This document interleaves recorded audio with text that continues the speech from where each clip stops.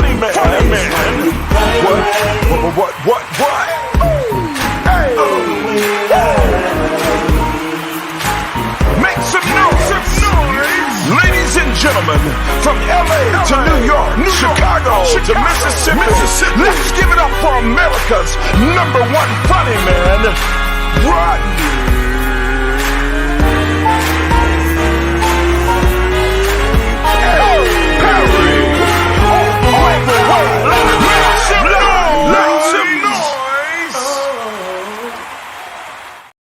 What up, party people? It's your boy Rodney Perry.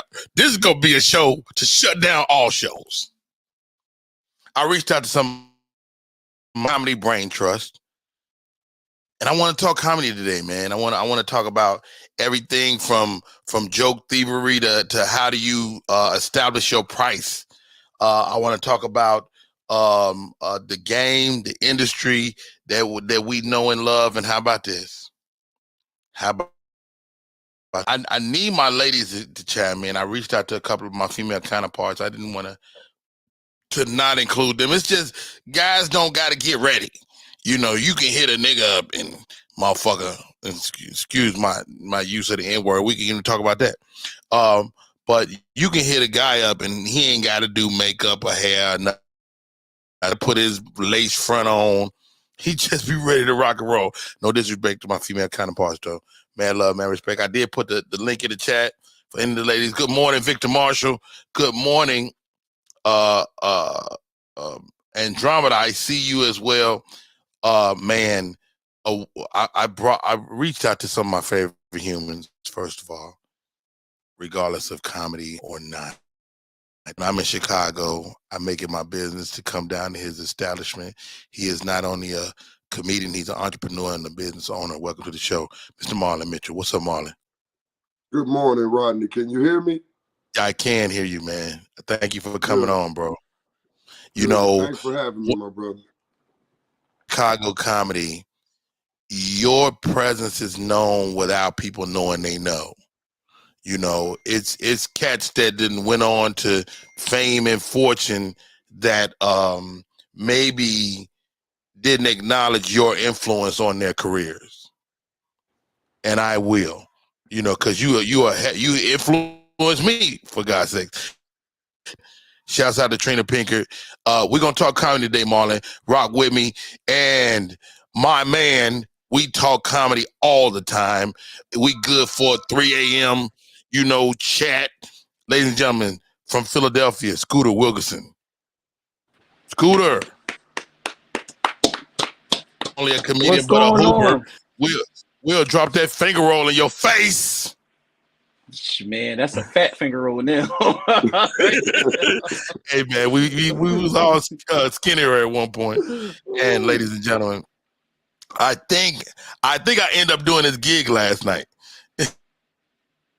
I get a call, and you text me, Marvin. 5 minutes later, I get a call, say, "Yo, Marvin Hunter, he can't make it. Can you come?" I was like, you know what? I'm sitting here with my wife, and we could use a couple, you know, stacks and stacks, you know. So I end up doing Atlanta Comedy Theater. Marvin Hunter, you in? Yes, sir. Yes, sir. Yes, sir. What's going on, fellas? How you doing? Hey, if you can't turn your camera sideways so we can get you all the way in the screen, Marvin Hunter.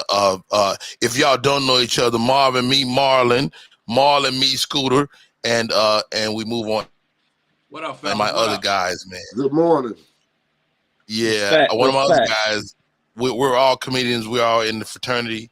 And one of my other guys out of New York City, man. I've had the pleasure of staying at his home, and he has stayed at mine. Welcome to the show, Mr. JP Justice. JP. Hey, Rodney, there was like 6 silverware. Did you see these silverware that was in my kitchen? No, fuck. You're a fool. You're a fool. Hey, let's jump right into this, man. It's a lot of I really wanted to have this conversation, and I trust you guys to rock with me. Let me ask you this, and Dugar is in the chat. Hey, said I'll be in Chicago this weekend. First of all, I'm working on a movie Saturday and Sunday, and on Friday I will be at Riddles. I'll be at Riddles on Friday night. You know, how about this, guys? And this used to be true back in the day. Cruise ships were the death of a comedian. You know what I mean? Back in the day, you would hear about a guy get on a cruise ship, and it was the end of his career. Is that still true, Marvin Hunter? No, not at all. Cruise ships ain't my thing, but I know a bunch of people that's doing very well. Yes, it's great money, you know, and guys are out there on the high seas killing them, and they're creating a fan base, man. Marlon Mitchell, man, this is a new day and age. Or is it the same? Is cruise ship still death for your career? As far as I know, they're pretty good. I know 2 comics. I know they getting their rent money on the cruise ship. They getting it. Frank Townsend and Mark Simmons. Yes, and you know Mark Simmons a fool. Yeah. And so I know if Mark out there getting paper, it's paper to be got. Yeah, him and Frank Townsend, because you know they appeal to all audiences. Yeah, I mean, but does it make you kind of whitewash, like when you got to do that set, you know, that everybody kind of get? I mean, you could say that, but it's like you have to adapt. Can you still hear me, Rodney? Yeah, you know, I hear you. Yeah, you're absolutely right. I've been an audience member on the cruise ship. Okay. And what you're saying is true. I've seen like some of the best get on there and do horrible. Really? Yeah, but these guys are winning. I don't know. It's a new day and age. And just like you said, just the fact that Mark Simmons, who we know is a beast, and Mark Simmons to be out there means like maybe that vibe is changing. Scooter, have you had a chance to go out there on them high seas? From a young comics perspective, somebody that's still in their 30s, I honestly wouldn't want to. I'm sorry, one more time. Right now. Can y'all hear me? Y'all hear me good? Yeah, you was on the Matrix for a minute. Oh, my fault. Y'all can hear me now? I'm good? Yeah. All right. From a young comic perspective, I personally, it's money. So it would be just a hustle. Hold on. Stop right there, Scooter. Your ass is not young.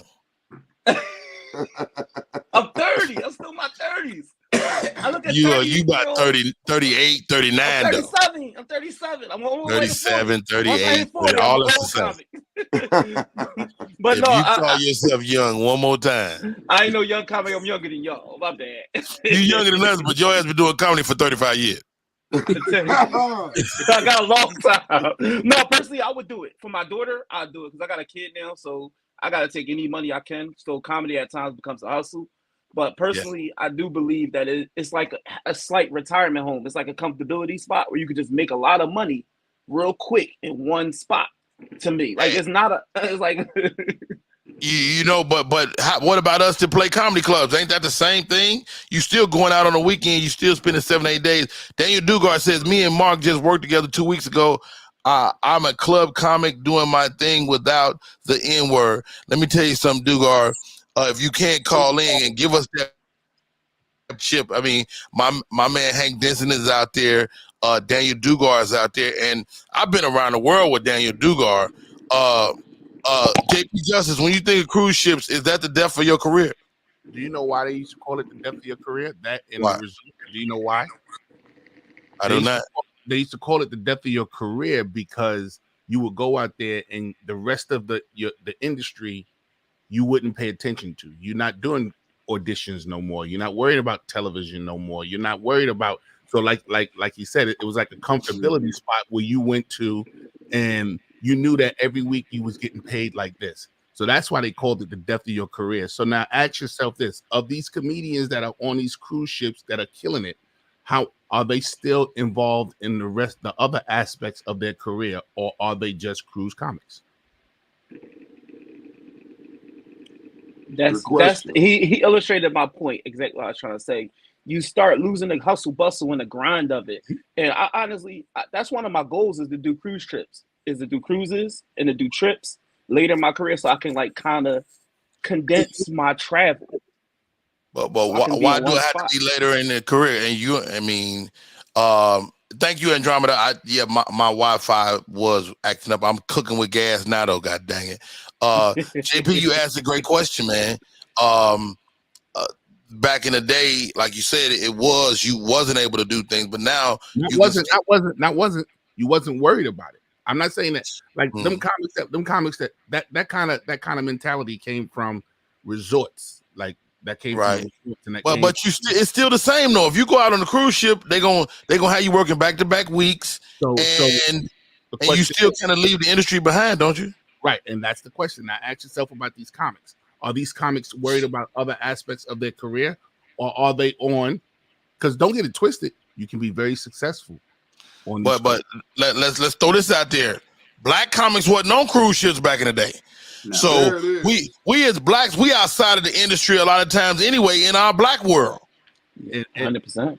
Listen, what you're saying doesn't have no weight against what the job was, because even those that were doing the cruise ships, the Happy Coals and the blah blah blah and the yada yada, they weren't worried about the rest of the other dynamics of the career.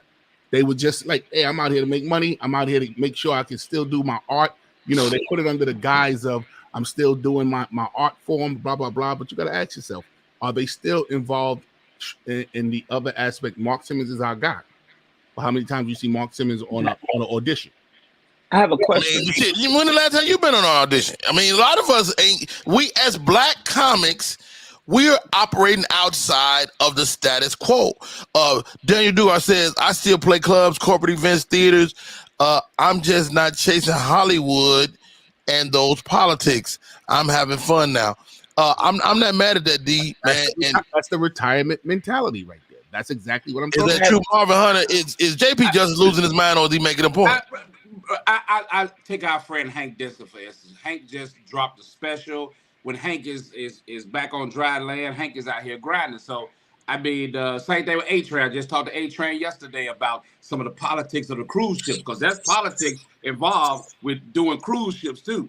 So it depends on the person. It depends on the person. Me personally, I'm not with the cruise ships because, you know, me and you, Roddy, we've talked before. When I go on stage, I flip a switch. When I come off the stage, I turn that switch off. On a cruise ship, you're never able to turn that shit off because I got to see these motherfuckers. Every guy can't fucking go take a piss, and they talking to me, and I can't never get away from them, and that shit drive me crazy. But that's me. I have a question.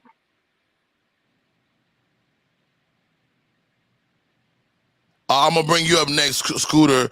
I haven't been on a cruise ship as this cruise ship comic, but I've been on cruise ships, you know, with private groups. To me, that's the lick. I've cruised with Tom Joyner. I've cruised with other private groups. Is that the lick for you, Marlon? Would you go with a private group as opposed to being the guy on the ship? I would love to go, as long as they got their checkbook right. Come on, dog. Come on, dog. That's all. That's all it is. That's it. I want to say this on behalf of the two comics that I know that are doing the cruise ship. They get off that boat. And when they get off that boat, they come and get down. So it's like, I don't think they in retirement mode, even though Mark Simmons is 84. How old is he? 84. I still think that he's hungry because when he comes to go get out on the mic, he gets down. Right. You know what I mean? But he is like, he's on the cruise ship all the time, though. So if that's his niche, I think he found it. Wow. Go ahead, Scooter. You had a question. Okay. My first question. First, I got a comment and I got a question. First off, Absolutely. I'm honored to be around all y'all. All y'all have more seniority. I've seen all you guys on Twitter. I'm honored to be in this forum with y'all. My second question is, I think that, is there a trap of money in comedy? Could there be considered a trap? Because it's like, I think there's I believe that what's your aspirations and what's your goals versus the trap that's set for you. So you could be like, okay, I got these aspirations and goals in comedy and this is what I want to do. And then they set the trap and the money and the finances come and you be like, okay, I'm so safe here. I can't even get back to this. Come on now. And then it becomes, I have no aspirations and goals anymore. I'm just here. I mean, that's a great question. I think you spoke to it earlier. It's like, I got a daughter now. So that changed everything. Your perspective changes, man. I mean, we was all young once and chasing, fame and fortune, but you get a little more practical as you get a little older in this game, man. You be like, you know what? I need to make 6 figures a year. I need to make, 200,000. I need to, and that thing, if cruise ships is that thing, then so be it. For me, my trap is the alternative rooms. So I get into the alternative rooms with some of these like Alternative, aka white LGBTQ rooms, the different people and all that stuff like that. And I'm not none of that. I'm not white or LGBTQ. I'm not none of that. It's none of our business, man. But that's my trap. And I was like, I know if I stay in these rooms, I get really good at this, but I don't build the base of what I want. Sometimes I look down and I see an audience full of their people. And I'm killing. I'm like, yo, I don't feel right because it's like it's not my people here. But I mean, ultimately, that's what I think we're working toward is finding our people. I once there was an article in Vanity Fair Chris Rock wrote, and he just went on this tangent about how when he was coming up in New York that they made everybody laugh. But I'm like, nigga, you famous. Like once you get famous, you never play for strangers again. Like you never, like once you arrive, you never go through that again. How about this? Let's cover this, guys, because any young commentator will see this in the future. Let's stay what Scooter just said. I like what Scooter just said. Scooter just said you gotta ask yourself in comedy, what's your aim, what's your goal, what's your final destination? And don't get it twisted. It'll always change and it'll always get bigger and better and it'll always get greater. But when comics first generally get in the game, they get in the game with the aspirations of being a comic on the road, sitcoms, movies. That's usually where they keep their mind frame. At some point along, they either reality kicks in or they understand that there's other roads to take. And then when your goal changes in comedy, then your means, like what you want to do, changes. Like he said, he has a family. But how many comics do we know that have full-fledged families that don't give a damn about their families and still out here on the road, still don't have a bank account, still don't do things responsible, still sleeping from couch to couch? You know what I'm saying? They still live in that I'm going to make it type dream. So, the aspects of comedy just changed altogether. What I do like, and you said this as well earlier, Rodney, is that it's changed for us as Black folks. I do know of back in the 80s when Black comics, very, very few were on the cruise ships. Black comics, very few were on these resort cruise. Eddie Clark was a Black guy that was doing cruise ships and resorts. And when the Def Comedy Jam era came in, he was so distorted by how many more Black people stepped in the game. You know what I'm saying? Like he was losing work by the hour. He was losing work. So there's a lot has changed in comedy. So you got to ask yourself, what's the comics goal? That's a great question. What spurred this conversation? Marlon and comedian STIX was having a great conversation the other day, dog, and I saw y'all talking about the game, how social media has affected us. I mean, that's another pivot we are forced to make nowadays. Let's talk about this, and Dugar's going to be calling in a second as well. Let's talk about before we get into social media. Let's talk about money, man, because I think one of the things about this game is we never talk money. Marlon, you're an entrepreneur, a businessman. You took over your family's family business. That made you kind of pivot away from comedy, man. I still know and love you and respect you as a comedian, but did that in any way make you feel like you was less of a comic because you had to take care of real business in real life? Yeah, it did. It did. I'm not gonna tell a lie. But in it, it's more so whereas there aren't any comedy shows, during the day. So it's like you hustling, you struggling, you need a job. So if you can make your own job and make your own time, you could do comedy shows at your place of business to keep everybody aware of what you got going on, and keep that like a home base. Because that lounge comedy is that everybody don't have that. No, 100%. Everybody don't got that pace. Everybody don't have that. Yeah, you absolutely right. And this is the thing, man. Y'all tell me what y'all think, man. We 5 black men. We talking comedy. We make our living doing comedy, but it's like there's our world, the black comedy world, and then there's the quote unquote mainstream world. And if I could do anything different in my career, it would be I would purposely serenade the mainstream, because we know how to make everybody laugh. That's no question. But if you don't serenade the mainstream, I always say black folks will make you famous, but white folks make you rich. Am I tripping? Tripping? You're right. You're right. No, you're not. Can I speak on that? Right. Please jump in there, Scooter. Okay, I've been on the last year and a half. I've been making it a general basis to stay within the mainstream room, but I take the hood room mentality when I go into the mainstream room. Okay. So in the mainstream room, people are afraid to ask for guest spots. I'm not afraid to ask for guest spots. I'm not afraid to go into the green room, talk to the bodyguard, and say, "Yo, could you please ask this person, could I get on the show, or could I get us 5 minutes, and could I get whatever?" The only difference between my main thing is like being in it is that the fight, and y'all might see me get teary out a little bit, but the fight, you got to fight to be in it, especially when you young and black, or you look young and black. Like you're not even young and black, but when you just look of not that part, it's a fight.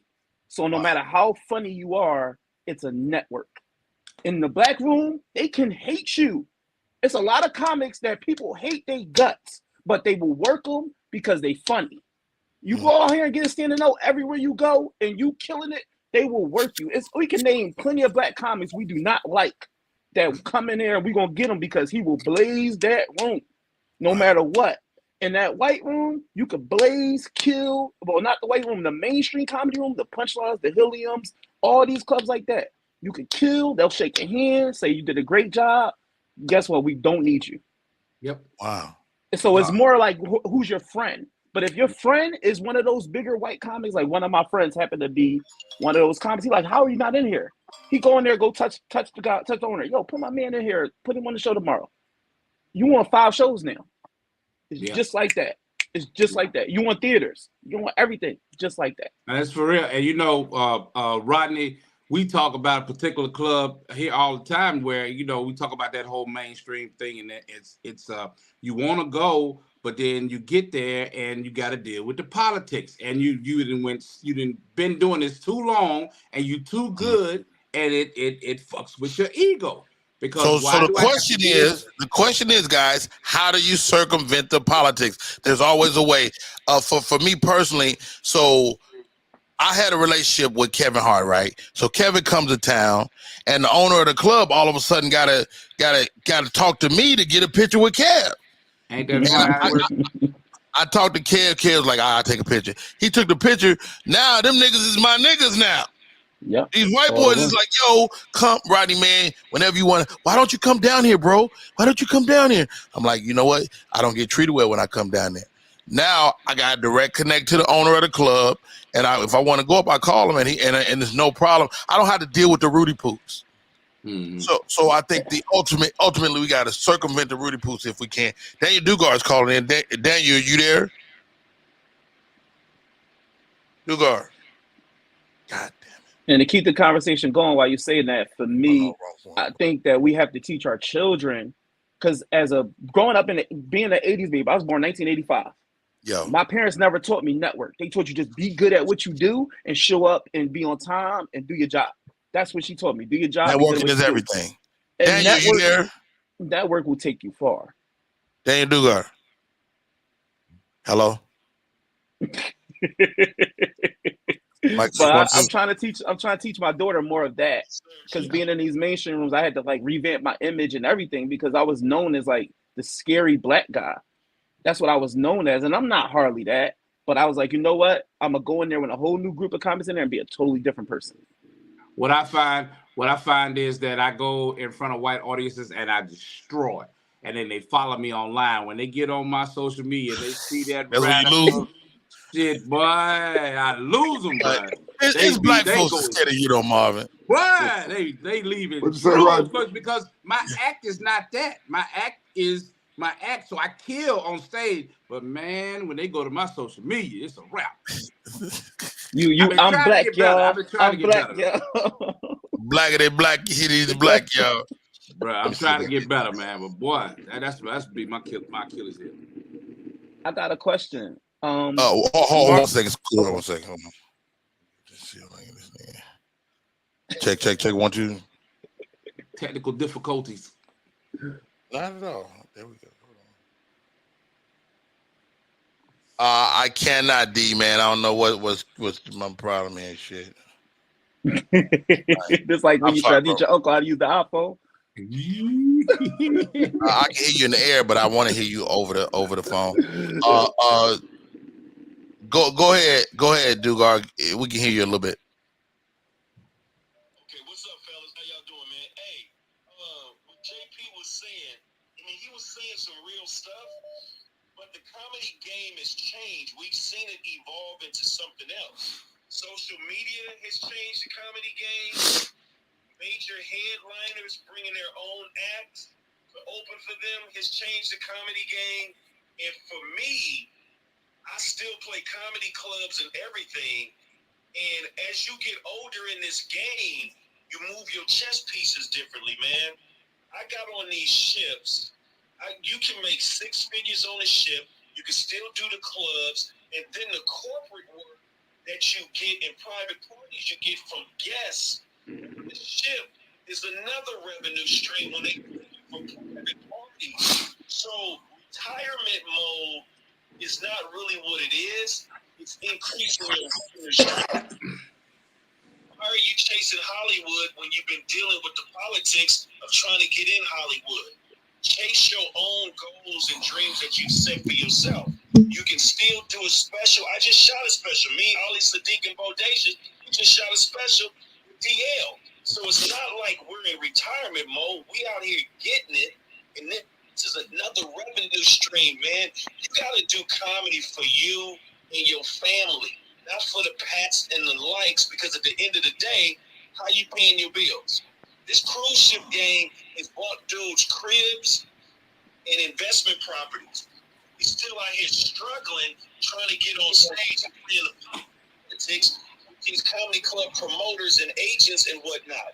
So you got to flip the script and move accordingly to what's going to benefit you. Me and Mark Simmons was out here just a few weeks ago kicking it, talking about, man, if the brothers knew he was out here getting this, they would change their mindset and come and get it too, because there's not a lot of us out here. Wow. Hey, Daniel Dugard, thanks for calling in, man. Appreciate it, man. I'm Rodney Perry. You tuned in to Rodney Perry Live. That's my man, Daniel Dugard. Currently on the high seas. Not even mad at him at all. Let's do this, guys. Let's talk about money, man. Quick pivot, man. How did you or how did you begin to set your price? You know, as a comedian, did you just play it by ear? Did somebody give you the game? How do you set your price, JP? Ooh, I suck at this, bro. Okay. When I say I suck at this, New York comedy is different from comedy outside of New York. We can New York is its own universe, absolutely. Yes. How I see you guys set your money sometimes doesn't work here in New York, because here in New York there's so many that are just as talented as I, greater talent, more talented than I. There are just so many. So sometimes it doesn't work the way you even explained to me. So how do I set my money? I basically try to go by the regular code. How many does room fit? What day is the room on? How much is the ticket price? Who else is on the show? And then basically I can go, okay, X, Y, and Z.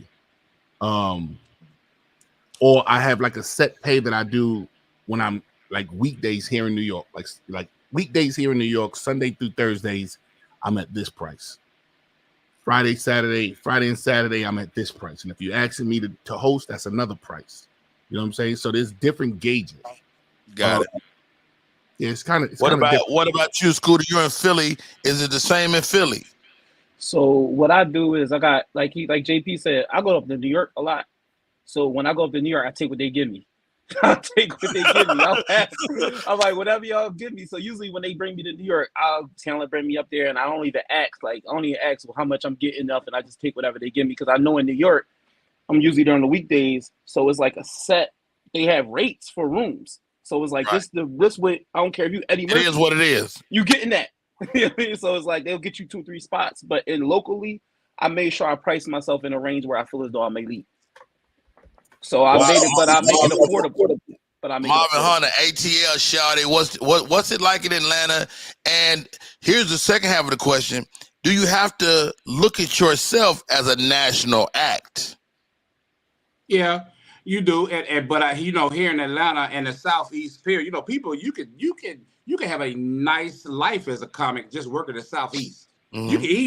You can eat. But I know for me, COVID changed everything. Because before COVID, I would look at my calendar. If I had holes there, as a comic start paying, and need to feel that. After COVID, I changed my whole mindset. I don't leave my house but for a certain price. I don't leave the state but for a certain price. It's certain things that I just hold on to, and if they ain't got it, then I don't do it. It's just I just stick to my guns. So and sometimes I lowball myself. I just got lowball here while bushing, but I have my prices, and that's what I stick to. And I should be maybe more so looking at size of the venue and how many holds and stuff like that. And I was doing that before, but now it's like, man, you get older, bro. I got time for the book. This is what I charge. Either you pay it or you don't. At the end of the day, your day is worth X amount of dollars. Marlon, man, you inside of Chicago is one thing, but if you going on the road, that's another thing. Or if you where are you at, and how do you establish like what a guy should, what a promoter or even a fellow comedian should pay you? Well, it all depends on actually really what they got going on, because the people I deal with, they do like a monthly show. Okay. So in a month time of promoting and doing things, you should have a set budget. Got it. So it's like, you got that set budget, come on, send that deposit, you got me. Right. But in you having me and that set deposit, just take care of me like you want to be taken care of. Yeah. These promoters are scummy, man. They don't give a crap about us. You got to stand up and you got to put your feet down. And you got to let them know, hey, look, dog, I've been doing this for this long. You know how much this stuff costs. You ain't going to do Rodney Perry like that. Don't do me like that. Mm-hmm. Wow. I think JP said something earlier, and I think one of our paradigm shifts is this. We call this a game. This is business. Yeah. This is business, man. And Coco Fresh is joining us. Coco Fresh, you in the building. What's up? What's up? Peace, everybody. Peace. Coco Fresh, North Carolina's finest, down there killing them stages. And Andromeda just asked a great question. Let's get this in here. How do the vets feel about new comics being paid for shows? I've heard vets say we shouldn't be getting paid. Anybody want to take that? I take it. Go ahead, Marvin. This is how I feel about that. We talk about this all the time, bruh. And so, if you don't have 5 minutes, bro, you should not be getting paid. I'm sorry. Well, what are you talking about when you have barely 5 minutes and you showed up? What's going?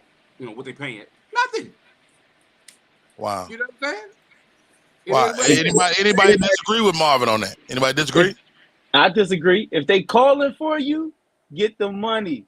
If they call you, get the money.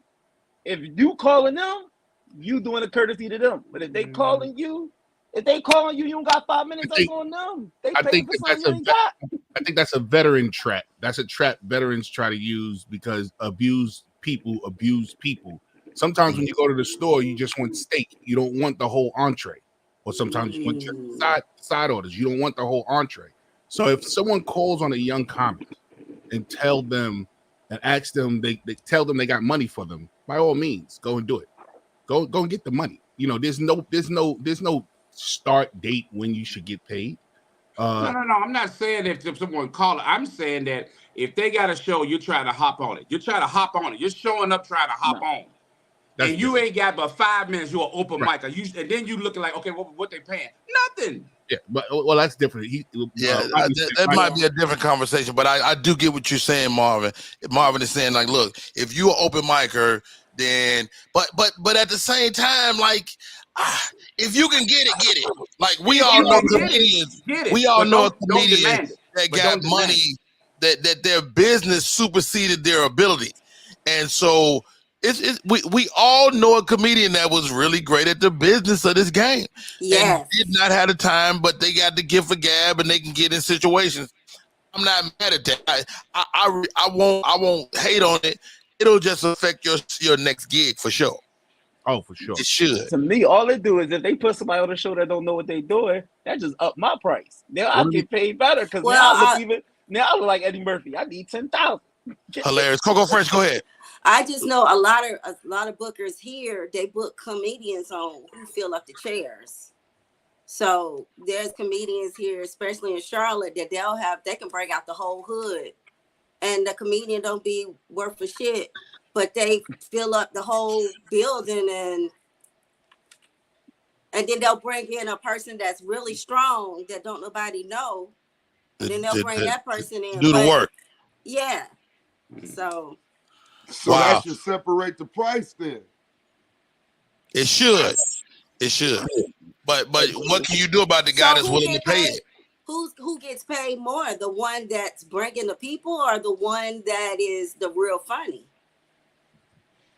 That's the one that's the the question. Real funny. I'm gonna be real with y'all. As a promoter and I own the club. The person who's bringing me the most money go get that paper, baby. What do you say? I'm Russell Red. And I'm on the funny side of things that can't bring nobody in. But listen, that's part of it. Like, that's a big part of it. They pay $25 a pop to see this person. I think that's ultimately our problem with social media comedians, is that they have a following, but they may or may not have the skill set. What's y'all thoughts, man? Social media is king now. Do you feel the pressure to be, to furnish the internet with content? Marlon Mitchell. Yes, you have to. Really, what I want to go behind that. Okay. The comics that are on social media, the majority of the people that are following them are children, man. Them people are unable. The money ain't there. You got the followers. You got all those followers, but a lot of those people aren't grown. They don't equal asses in the seats, actually. No, they don't. So but then you got a guy like Country Wayne that's got all grown folks, and while he wasn't that guy at first, he has figured it out. If you keep telling jokes, you'll figure it out, won't you? Ha Davis, Daphne Springs. There's plenty of social media. I heard Ha Davis be taking bricks in the face. Well, I'm not talking about whether or not they're funny. I'm talking about they have grown folks following them. Like it's you can't really say that these guys have young followers. It depends on who you're talking about, because I know Reddy, he's up here. When Reddy throws a show, I seen this guy throw a show in 2 days and had lines outside the building. So it really depends on the comic. Yeah, and then Rodney, we talked before. I was at a cigar bar. And not everybody in there knew I was a comedian. I'm just sitting there listening. These grown men, every man in there is over 45. And they were discussing comedy, but they were discussing internet people. And you heard people say, Country Wayne's the funniest comic in the nation. And another thing, no, Ha Davis is funnier than him. And it was grown folks arguing over internet comics and saying that they're the best comic in the nation. And I was just sitting back listening, taking it in, and I never exposed myself for who I was, and I just was like, I was in awe. Shouts out to Country Wayne.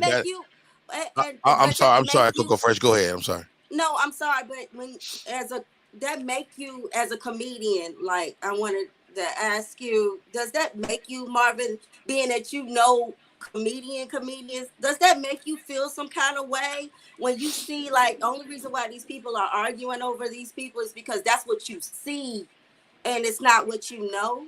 Like, I know you know people that's way hilarious than all of these, but when you see these debates, how does that make you feel? Because I know with me, it just, like, I probably would have left the cigar bar if I heard some shit at like one point, it used to Marvin be. did flip over the table.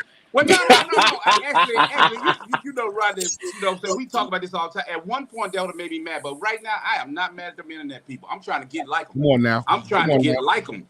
Yo, let me tell I you. can't. Ain't no sense of being pissed. It's here. It is what it is. It's let me here. tell you about. Let me tell you. I'm sorry, Marvin. I'm Marvin, right? Yeah, Marvin. Let me about 10, 15 plus years ago, I remember Shane Forbes running around collecting emails from everybody on every show. He had a book, and he would go, "What's your email? What's your email?" And people thought that this man was losing his mind. Now he has a collection of over 2 million emails that he can just drop at the drop of a dime. When people tell me that they're upset with or they have any kind of disgruntled with social media comedians, I say this: Rocky trained in the Meat Locker, and he went on to 9 movies, a reboot, and all kind of stuff. So it's never about where you got your training from. And then who do you really blame? Because all they're doing is putting that art out. It's the people that was attracted to it. And then on top of that, we got regular, quote unquote, normal, regular comedians that take it in the face and take a brick in their face for over 10, 15, 20 years. And these social media comics are blowing them out of the water. So it really does all of that. All that varies. And how about this, guys? There's not as many of them as you think. It seems like that we're in the social media wave, but the reality is only about 15 of them. It's about 25. It's making a difference. Maybe 25. Let's say 100. Let's say it's 100 of them. That's a very small number in the grander scheme of comedy. So what about the vets? What about the people that has been doing it for 20, 25 years and still, like I was saying in the chat, it's scary to see people that's been doing it 20 plus years and still taking road gigs that's $250 to $500, and it's like, damn, like they put in the work. Like, do we just throw them out, or what about? Yes, we throw them niggas out. Take your emotion out of this. Take your emotion out of this, and they need to learn the business. How many of them same veterans go, "I'm not doing that internet stuff. I'm not getting involved with that internet stuff." Hey, yo, let me tell you something. And guess what? And if you don't evolve, you will dissolve. And there's so many ways to attack this thing. Right now, we internet comedians. We on a foreign platform on the internet. We internet comedians. Wow. So there's so many ways to attack this platform and attack the internet. If your mind don't work in 15 seconds or a minute and a half, go make a production. Issa Rae, an internet comedian. Issa Rae done turned it into a conglomerate. Very true. She started on the internet. Quinta started on the internet. All these different people started on the internet, and you could do it from. I love the internet personally because it gave me hope, because I was doing the mainstream rooms and I felt as though I had to get to New York and I had to get to LA, and my grandma had a stroke. I couldn't move. So I couldn't move. You know what it is? It's the old heads are used to the old ways. So the internet is almost like going back to open mic. So you're already funny, right? So you put something up and you get 3 likes and they crash. They emotionally crash. and that's why I love like Steve Brown, because Steve Brown's a vet and he figured it out. And now he do the spitball things and it's blowing up and everybody, but he stuck with it. He stuck with it. He never stopped, because most of the comics, the vets, you're funnier than these internet dudes. But the pace of the internet is not like on stage. You have to figure it out. You got to work with it. And it's also this, Marvin. And I think you just spoke to this. The internet don't require it to be good. A lot of us are doing too much. You going off editing and motherfucking hiring the cameraman, motherfucker. You better open up this phone. This is the difference. I've been doing this 30 years. Marlon been doing it 25, 30 years. We've been around, right? And so the litmus test when I was a young comic was to get on TV and movies.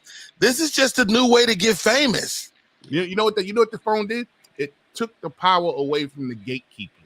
It let you pitch directly to the people. That's why you got 2 million followers, because you no longer have to wait for your agent to give you the commercial that you got in front of, and then you gain the follow. Now you're famous. No, and the litmus test was you got to remember, I'm from that old school. I'm 34 years in comedy. Man, I remember the day I would walk down the street and people, this is before the internet. I'm walking down the street and people knew me, black and white. But you know, nowadays they know these social media comics.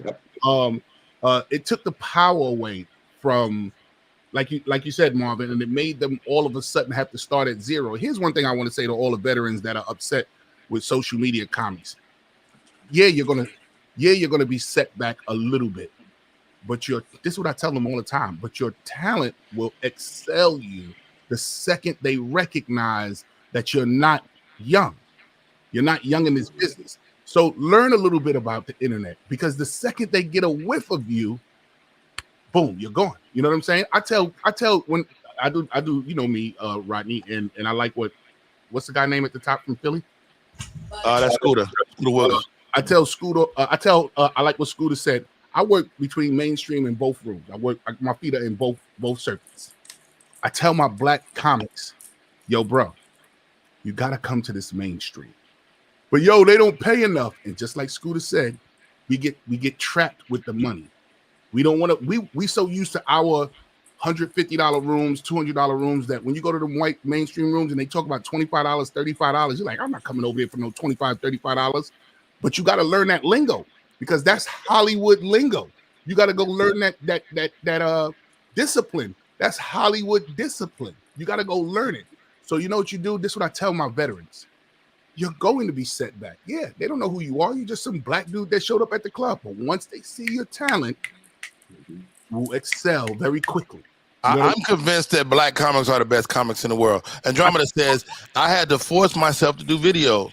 I kept feeling like I needed makeup and all that. I decided to just post and go. No one ever said, where's her makeup? That they don't notice. And then how about this, guys? I went and shot some videos with Country Wayne and his team, right? Dude, that shit was like having a TV show. You hear me, Marlon Mitchell? I shot that shit, and more people hit me up. It was like, yo, you was crazy on Country Wayne. And I'm like, wait a fucking minute. This shit is like having a show on network TV to be on this guy's network. And so we got to embrace the internet or motherfucking die, in my opinion. Yeah. Evolve with this. Like to Andromeda, it is a difference. Like I did a test with makeup and without makeup, and people, the sexy with boobs out and all and not. It's a difference. You get more views when you look more done up for women. Yeah. That's what I know. For women, that it's a whole nother school of thought. You got to decide, not only do I want to be funny, do I want to be sexual? Do I want to pimp my sexuality? You know, it's everything is harder for women, first of all. You know, for our female counterparts, everything is harder. And how about this? If you're a black pretty girl, I say you have a tougher career. What do y'all think? Absolutely. Well, first off, this is show business. So same way they get if they get dressed up, they get a little bit more views. Fellas, dress up and watch you get a little bit more views as well. So this is the business. You ain't got no breast to pull out though. I got breasts, but I'm not gonna pull them out. It ain't about having breasts. I do too. We ain't got no big old booties either. It's about, you can buy one though. They got them on sale. I don't want one. The running price is about $3,000. I don't want one. Well, the treatment is different. As a woman, yes, you gotta is different. Yes. Yeah, you gotta worry about, okay, what do you want to be valued on? How you look and how many views you bring it in, or what kind of respect are you gonna be given because of your comedy? Your like, are you a talented comedian? So you have to choose. I got a comment on that. Marvin literally said the same thing. I think every comic and every artist has to choose, because even Tyler the Creator Tyler the Creator is big, major. He said he stopped putting up funny videos because nobody was taking his music serious. He said they seen him everywhere he would go. They're like, yo, you so funny, you so funny. He had his own show on Adult Swim. Our Future, it's called Loiter Squad. It was a banging show. It was going crazy. And he shut it down and shut it all down. And then he won a Grammy because he said he wanted people to take him serious as a musician. And Marvin said when he does the white mainstream clubs, they come to his page and he can't keep them no more. So you do have to circumvent the internet in a certain way for males, females, everybody, because they start coming to you for that. I had to stop doing basketball on the internet. I would do a whole bunch of basketball stuff, and I was getting a lot of people who like basketball and all that stuff like that. And I was doing betting pages and all that, and nobody cared about coming to see me be funny. Yeah. So I was like, this is stupid. Let me ask you. Let me say this. What part of my thing is, I straight Roddy knows this. I've toned my page down a lot. But what happens is, I feel like if I stop being me and stop being the abrasive person that my fans have come to love, and I start doing something else, I'm letting them down. I feel like I'm letting them down. So to make my page neutral, to appeal to everybody, I struggle with it because I have a fan base. Here goes, guys. You're ultimately developing a brand. And your brand, I mean, you know, that's kind of the buzzword nowadays. It's my brand, But your brand is valuable. And so what fits in your brand? Some things fit in your brand. All aspects of you can fit in your brand. You can still do your basketball stuff, Scooter. You know, you just may have to house that in another podcast. You know, like I got a part of my brand that's a lifestyle brand. So I'm like, yo, let me start doing a podcast for that. And then how do we make the money? We got to get to the bag, man. Like, so do you have a Patreon page? You know, the young kid CP out of Detroit, he has a Patreon page, $5 to subscribe to his content. Guess what? He got motherfucking like 700 people that give him $500 a month. Yeah. And that's the same thing I was. Do the math. Who got the calculator? 7 times 500. And Rodney, me and you $3,500 a month. Me and you talked about Shane Gillis. He got 45,000. Yeah, that's a podcast. He got 45,000. Shane Gillis. He's stand-up comedian. Look at Marlon. He got 45,000 at between $50, $25, $10, and $5 and he does that every month. 45,000. And he does that every month. But just think about it after the show. And that's why I said this comes back to the conversation of the cruise trips. Think about it. You do a cruise trip every month or whatever, and you touching 500 people. You get 100 of them to subscribe to your Patreon. Every time you come out, you're coming out with 100 people every month on your cruise trip. So it's a way to, today with the internet, it's a way to navigate everything and do everything at one time, where once was a retirement home. Now you could take it as an opportunity to touch more and more and more and more people with being in a safe place. Let me add this. Let me add this too. First off, for those that are watching, don't be fooled. That internet stuff is a full-time job. Do not. Let me tell you something. That shit take all day. I be in this room. I get up in the morning. I do this motherfucking podcast. I get through with this. I motherfucking start getting ready for my show tomorrow. I then do another podcast from 1 to 2. Job, this is every day. This is every day. It's a real job, man. And you will lose. Unlike just like in comedy, you will lose if you are not. And here's the word: disciplined and consistent. Again, the internet do not require it to be good. You know how you can require it to be there. God rest his soul, David Arnold, man, this guy, you know, was really off people's radar for many years. Nobody knew Dave, and then, you know, the squeaky wheel gets the oil. He started putting it. He did a run of videos. He stopped. And then he started back up again, and the shit caught fire one day, and the rest is history. We saw Christine Porter develop the character she does. What's the Miss Charlene character? It could be character based, it could be you based, but you got to. I think nowadays you have to be giving the internet something. Scooter, to answer Scooter's question when he said when he put his basketball, no one paid attention or no one cared. Here's what you get. Here's what you got to do, bro. Be consistent with it. If you look at my pages have no niche because that the word you're looking for is niche. people want you to have a niche or niche in this thing. If you do this one thing, you got to constantly do this one thing, and you got to focus on this one thing because this one thing is what. Well, I'm determined to have no niche. I'm determined to be just as random and funny because that's all. What's my niche? No, Just funny. you have a niche. You are the niche. No, I don't put. That's it. Like, I put funny videos up of other people. I put entertainment, hip hop videos. I put black videos because I'm like Marvin. White people love me until they get a little closer and they realize I love black a little bit more than you, cracker. Hey, All right, out of here with that shit. Hold on, let's get that nigga out of here. Okay, first of all, what you're not gonna do is bring down this empire. this live stream. But I was feel born you. to I you. feel you. I wanted my page to be a one-stop shop for everything. I'm a multi-layered, complicated guy, and I know that have a niche is pushed. And I know the proof is in the pudding. People out here winning like that, but I'm not that. I have so many different interests, and I'm this. I'm the grumpy uncle. So whatever I do, you know what I'm saying, it's gonna come across as That's a the brand. That's the brand. that's my brand. So, but I touch on everything. You know what I'm saying, politics, hip hop, everything, bro. So it's a hard, arduous sludge, but you know, I feel you, JP. I feel you on that, definitely. Coco Fresh, talk to me about this, man. You pivot in a couple of spaces. Coco Fresh is not only a fabulous comedian, she's also she does tarot card readings. You know, that's another space, and you have successfully navigated that space. Talk to me about that. Yeah, the Fresh Tarot is just basically I do spiritual advising. So coming into this, I got a lot of don't do your tarot readings along with your comedy because people are not going to take your spirituality seriously.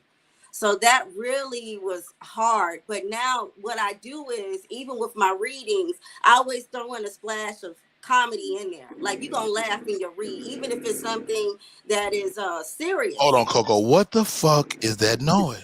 I don't know, but Is that somebody's stomach growling? Sound like hey, somebody's JP! stomach growling. Yeah. It sound like somebody's stomach growling. Is it going? Hey, why Yeah, you it's going. pulling out that 9 of swords? I get my sleep. What you talking about? Hey, I don't know the first thing about these cards. I just love them. I just love them. I would love to learn how to read them, and I think that what you're doing is definitely fabulous. How you interwoven comedy in the tarot cards, Scooter. That's the key. I separated my. And What I Coco did, lends me her skill set on Fridays when she comes on my show. It's white Okay. women. Listen, this is my thing. It's white women that goes around to different comedy clubs, and they do. People come and pay tickets, and they see these people come and get readings and do the same thing. I have yet to see a black man or a sister that do the same thing. And when I would go, I'd be like, you know what? I could do the same thing. I could do that. We need somebody to represent us. So that's what's coming up with the Fresh Tarot. I will be incorporating. So we got any other comedians that do stand up and into the spiritual arts? Let's do it. Teach me how to read. Teach me how to read. JP, honestly, what I did was circumvented. I have 2 pages. I have Coach Scoop, which is my coach, all my coach stuff, everything doing what I do with basketball and everything like that. And I'll mix some comedy and mix some funny stuff in there. But for the most part, I'm just talking about like basketball. And then Scooter Comedies is anything else. Well, listen to what Marvin said. The comedy stuff. Listen to what Marvin said. Hey, what's up, King Simon? Listen to what Marvin said. Everything that he does, he doesn't subscribe to one niche. He subscribes to everything, but it all ties into the grumpy uncle. Grumpy uncle. Right. It all ties. JP, they can't all. Mines can't all tie. I deal with children, so I coach, I mentor, I do all that stuff. So mines can't all tie. Like literally, I did the show with Tony Roberts, and a kid's parent seen me the next day coaching a kid, and the parent was like, "Yo, Scooter, you were funny as hell last night. I didn't know you was a comedian all this time." I said, "Now, would you have sent your child to me to teach him basketball if you knew I was a comedian?" She was like, "No." And I was like, that's exactly why, because people are narrow-minded and straightforward. Now, I got friends that I coach that are NBA players that trust me. But then I get man, he a comedian, he don't know what he's doing. I've been doing basketball longer than I've been doing comedy. And I've been doing both for a long time. So it's like, no, So there's Hey, Scooter, opportunities. hold that right there. We're gonna take a break. When we come back, y'all, more with Scooter, more with Marlon Mitchell, more with Marvin Hunter. Coco Fresh is in the building, and let's not forget the great JP Justice. My name is Rodney Perry. You tuned in to Rodney Perry Live. We'll come back at the top of the hour.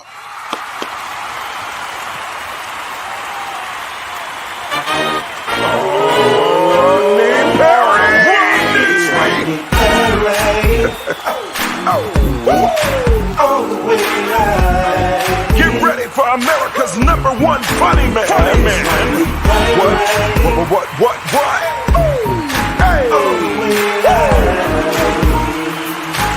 Make some noise.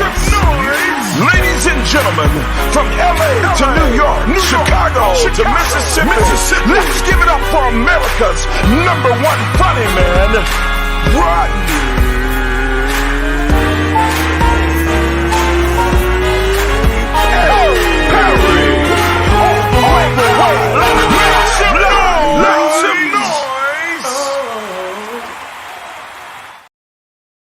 Party people, it's your boy Rodney Perry. You're tuned in to Rodney Perry Live. We are back in full effect, man.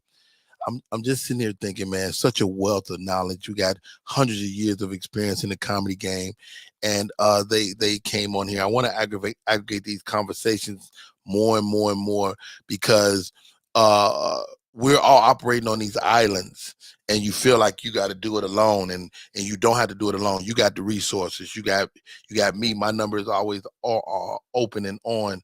You got Scooter. You got Marvin Hunter. You got Marlon Mitchell. How about this, man? JP Justice, who we talk all the time. Coco Fresh. We gotta utilize our resources. Marlon Mitchell, man. First of all, thank you for coming on today, bro. I really appreciate it, man. Hey, Marlon, man. Talk to me about entrepreneurship, man. You run a business, and how did you know you could even do it?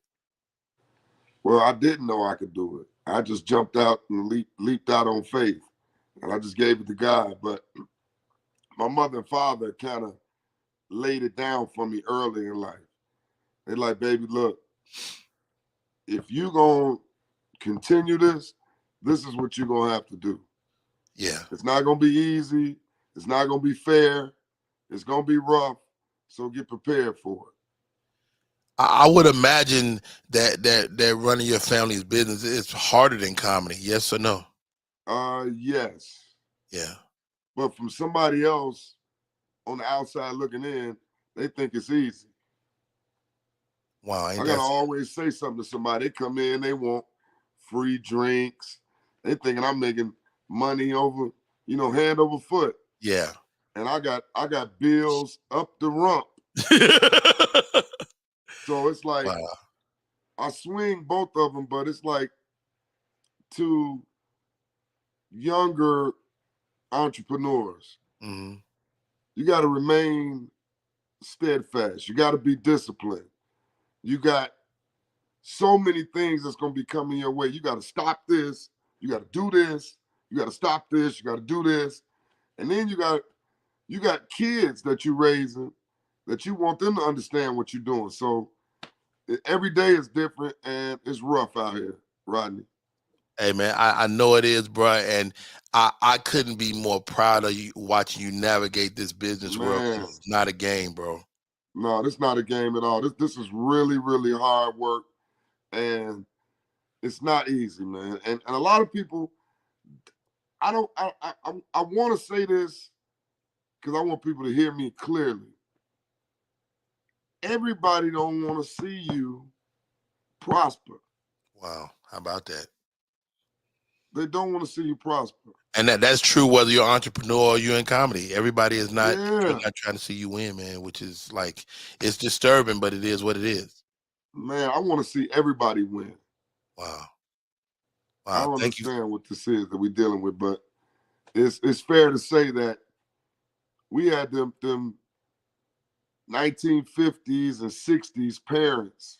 Yeah. That nothing was easy for them. So it's kind of rubbed off on me. When I see people out here blowing money fast, I'm like, man, you could have been investing that and doing something to make you some more money. How about that? How about that? Wow. Hey, that man right there is Marlon Mitchell. Marlon, stay right here. Don't leave me. Don't leave me I yet. ain't going nowhere. I want to get you all on individually as well as collectively. Scooter Wilkinson, Scooter, got a baby now, man. Changes all your perspective. Am I right? Yeah, everything, man. I'm going through that first time parent anxiety. Like I'm so scared everywhere I go with my daughter. Like I think somebody going to attack her or do something to her, and I'm like, no, because I watched.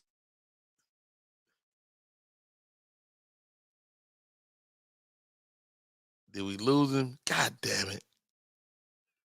All right, ladies and gentlemen, on the show, man, I call him the fastest man from zero to headliner, Marvin Hunter. Marvin, first of all, thanks for coming on the show, man. Thanks for having me, brother. Being a real deal headliner, the hardest thing sometimes is establishing your price. You spoke to it earlier. Talk to the young comics about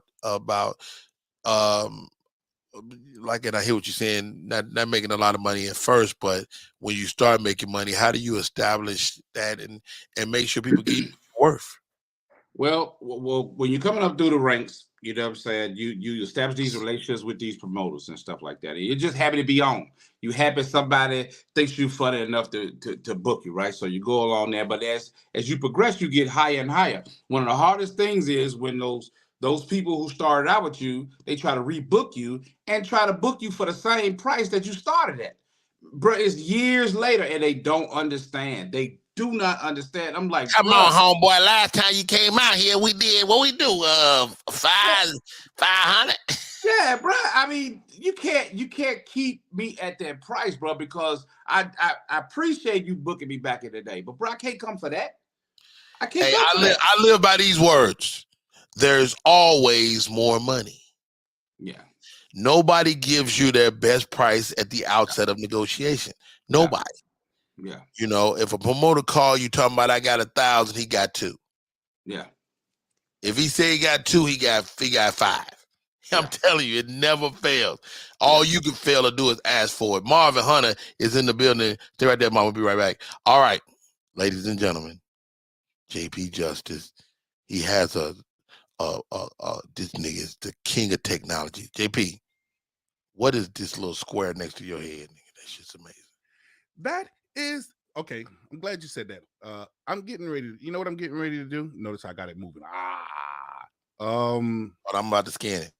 Yeah, scan it. Oh, please do. By all means, ladies and gentlemen, please scan it. It goes scanning your face. My thing is scanning your face. It's gonna come up with all my kids. Take you full screen. Hold on. I can fix that for you. Hold on, I'll fix that for you. Go ahead, scan it, bro. There you go. Get your scan on. Get your scan on.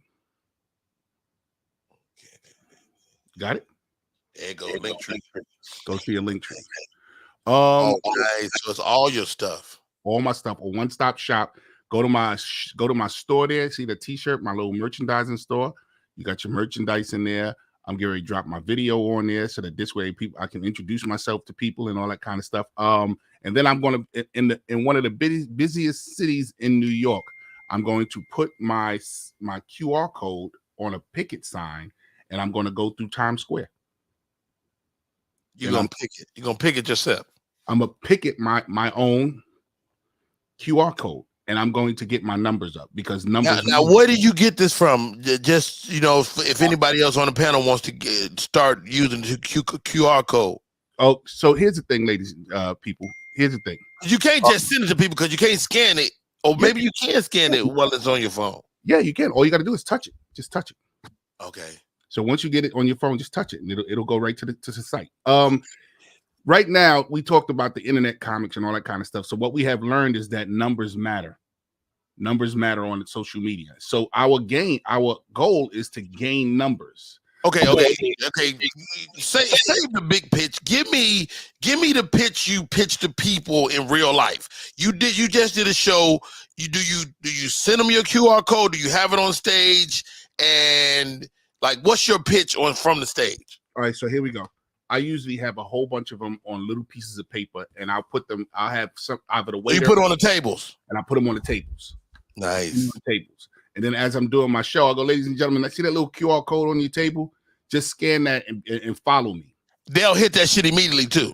Average about 25, 30, 40 people every time I do it. Really? Yeah. Every time I do it. Depending on how big that. Or what I'm really planning to do when I do those big shows, put it on a big page, put it on a big banner, and then have it sitting outside and I stand by it. And you know how people want to take pictures with you? They take pictures with you and they just It's in every picture. And they scan it right there. Boom. Wow, love it. Stay right there, JP. JP Justice, the king of technology. Ladies and gentlemen, Coco Fresh. I really wanted the ladies to be represented today, and she came through for the homie. Coco Fresh, you are making your way through this game, man. You working this weekend, and you're always working. How do you maintain your flyness? How do you stay relevant? That's a good question. I just try to just pop in on everything. That's all. I pop in, I try to support everything.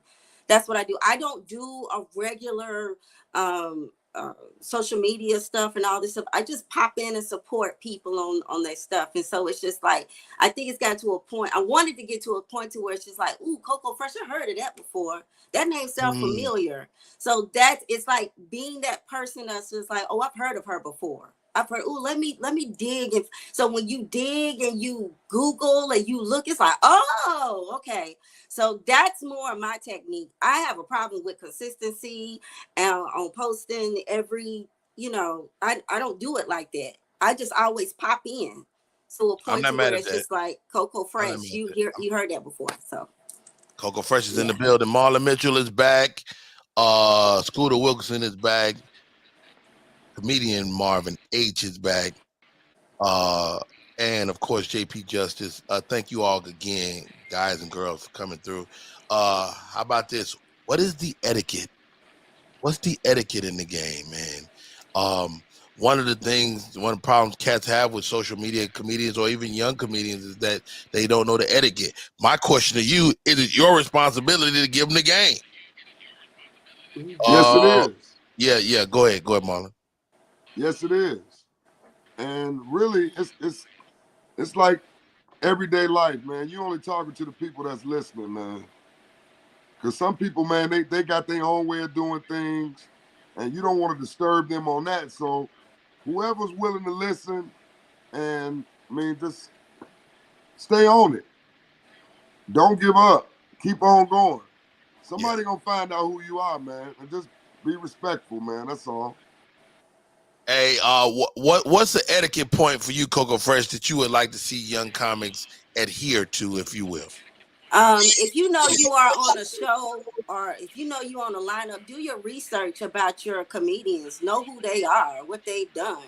Give them their flowers. Like, if you know you going up with a vet, like, give them their flowers. Let them know, yo, I follow you. I see this. I know that makes, it builds the relationship. Also, don't worry about when you going up. Who closing? When I'm going up? Just go and be ready. Go stay. If you stay ready, you ain't got to get ready. That's JP right. Justice, man. You've mentored tons of comics, man. What do you require out of your little homies, bro? First off, I do a lot of listening to them because the circuit has changed so much. The club promoter has changed, the club owner has changed, the booker has changed, the people have changed. So here I am with this old 1970s style. You gotta have a white wall Cadillac to drive up in here. So I do a lot more listening to them. There's some basic. One of the things I always tell young comics all the time is you're gonna get your chance to be Michael Jordan, LeBron James, Stephon. You're going to get your time to shine if you're consistent with this. But one of the things that they all have in common is that they all went to basketball camp. And what you have to learn is the fundamentals of this. You got to learn, especially when it comes to stand-up comedy. I tell them you got to learn God damn it, I can't even remember the word myself now. A premise, setup, and punchline is. You got to know what taglines are. You got to know what style of comedy you're strong at. You got to learn what's a callback. There's certain things that I tell young comics. These are just basic things. You know what? We've hit the vocabulary of what we do. Yeah, we've hit this. What's the name in comedy? We've hit this. What's the name in comedy? Set breaking down the elements of urban stand-up comedy. That is your book. Am I right, JP? Yeah, number 9 bestseller when it came out 2012. It was number 9 bestseller. So I just wanted to put that out there. But one of the things I think every comic should have a book too, which is another conversation. But yeah. So I teach all that kind of stuff. As far as person etiquette, how about respect? Respect goes a long way as opposed to teaching them. Because one of the things that I don't like doing, man, I don't like hearing veterans teaching young comics the pain that they felt. And I hear this a lot. Yo, man, we went through it like this, so they got to do it like that. Why they talk retarded like that? Why they? It's what they say sounds retarded. They got to do. Hey, yo, if this is how I did it, that's how they did it. Come on, man. But there's a lot of comics that fall in that. I mean, the big homies for me, you know, would say the entertainer, who is always a great guy, but you know, Steve and those guys, they wanted you to go through what they went through. They didn't give a fuck. They was like, look, I saw Steve, Tommy, nephew Tommy, who works with Steve. Them, he was trying to get more money at one point, right? And they was like, let me ask you something, dog. Is your name up there? Your name ain't on the marquee, nigga. You need to shut the fuck up. Take what I get. And they was not playing. They was not playing. And what they did, they stalled it out because they knew Rodney Perry would take that $1,200, and I did. Okay. There's always a comic that'll take the money you want. Know that. That's right. Let me say this, dog.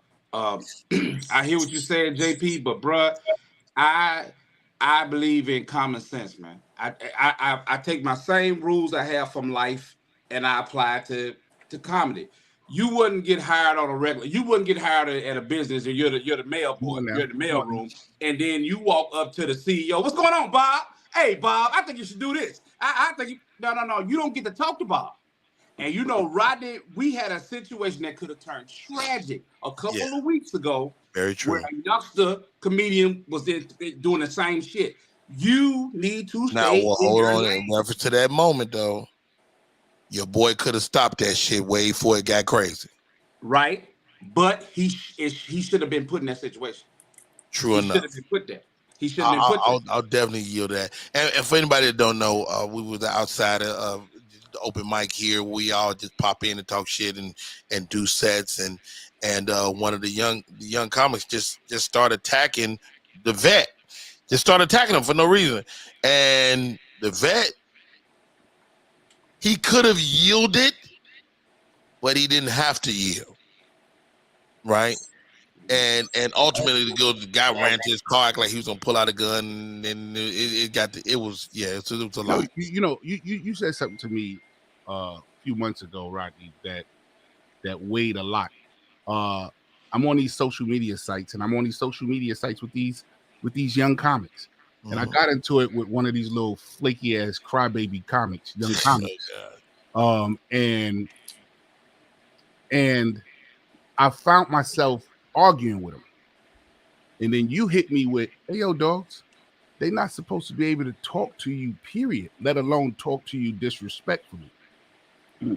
So, you know, you give people access to yourself sometimes. Right. Yes. You know, people like motherfuckers is always respectful to Rodney Perry because I don't tolerate nothing else. You know, like even when I'm playing video games, my name on my video game handle is Mr. Perry. So when you play the 10-year-old, Mr. Perry, go ahead, Coco. I'm sorry.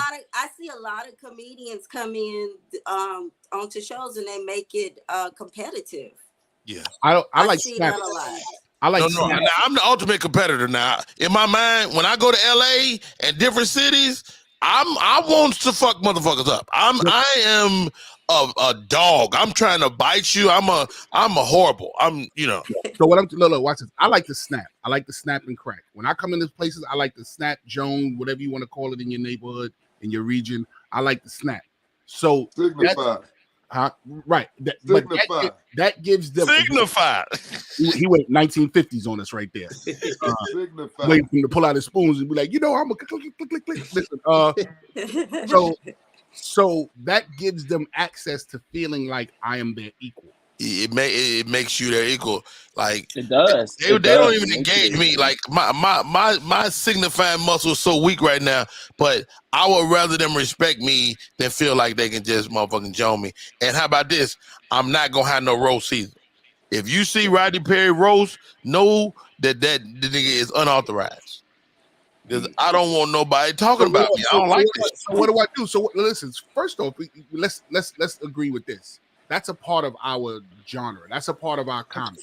If you see somebody put together a Rodney Perry roast, just know it's unauthorized. JP, I think that the roasting thing, I think it turns so left, and especially with the industry taking. Hold on, let me finish for a second. You're talking about snapping, talking about Jones, and I think that because comedy has become so marketed, usually dudes who getting into stand up now, they're not getting in because they're the funniest person in their neighborhood and the funny person in their block. They coming in because they just enjoy stand up, or they trying to marginalize off this. So it's like when you come in and you're picking with them or jonesing, whatever you think it is now, they not looking at it the same way. So people not armed as it was back in the 90s. Wow. That's where it came from. Hold on, everybody freeze. Coco Fresh and I just did a roast for the great Tone X, and in my opinion, people hit below the belt during that roast. And you know, and it was obvious. It was like everybody was like, "Really, nigga?"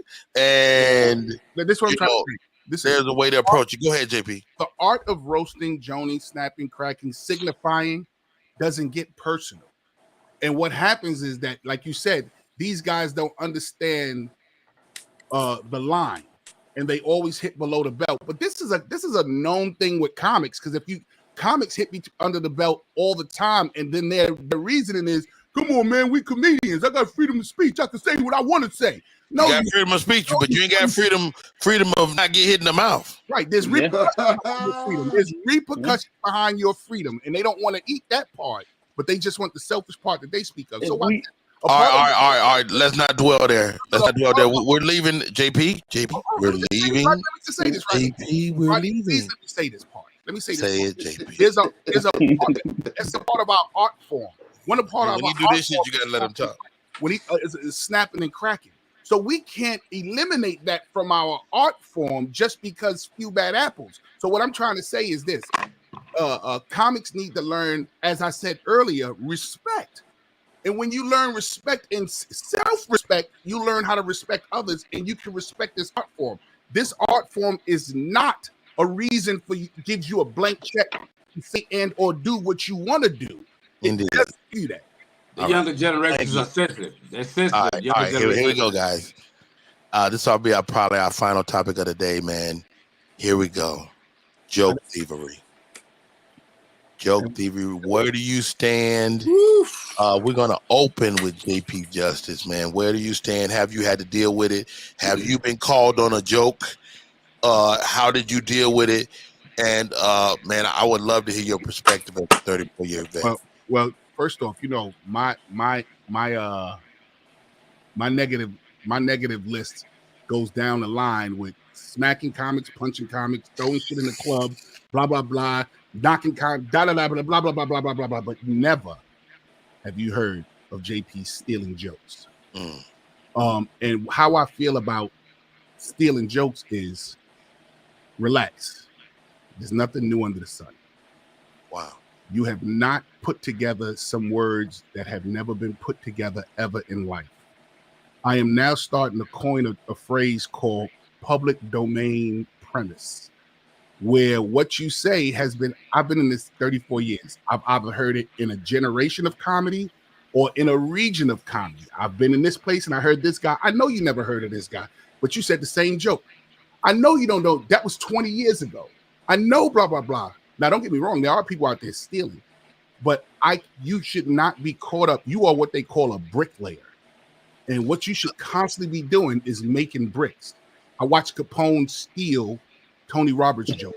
And I watched Tony Roberts sit there and go, fuck it, I'm going to go write 5 more. And low key, people be saying Tony be stealing. So, I mean, you know, I've got the greatest joke thief we'll ever know. Hey, that nigga's incredible. He gonna do it better than you. That's the sad part. And he'll tell you he's gonna do it better than you too. And Rodney, that's what I was thinking. Like, what happens when somebody takes yours and make it 10 times better than you? So I don't marry. Hold on, let's not jump the gun there. So I've been doing this 30 years. I've been called on 2 jokes in 30 years. The one joke, it was the premise of the joke was that when you with your girl, you don't look at a woman coming, you look at what she gonna be, so you can wait for her and she cross your sight. Guess what? Corey Holcomb had a joke like that. Hey, yo, That's mine. That's mine.